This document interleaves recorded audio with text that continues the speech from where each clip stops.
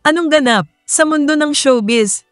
Usap-usapan ng Facebook post ng alkalde ng Bayambang Pangasinan na si Mayor Nina Jose Quiambao na tila babala sa Itchy Girls at Higad. Wala mang sinabi, mukhang may wina-warning ang babae ang dating Pinoy Big Brother housemate at celebrity bilang asawa. Hindi naman tinukoy sa ngayoy deleted post kung sino ang babaeng pinatutungkulan ng kasalukuyang mayora ng Bayambang. Sabi ni Mayora sa post, "Warning! I say this because sa mundong ito, panahon na naman ng mga Itchy Girls at Higad as a wife. I will always protect what is mine. So do not, ever try to cross what's mine.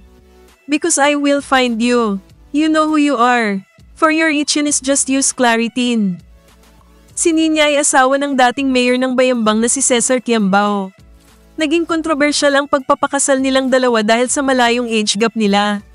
Ikinasal ang dalawa noong November 2017 at nagkaroon sila ng isang anak na lalaki. Si Cesar Quiambao ay President at Chief Executive Officer ng Stratcom Corporation na sinasabing IT service provider ng Land Transportation Office o LTO.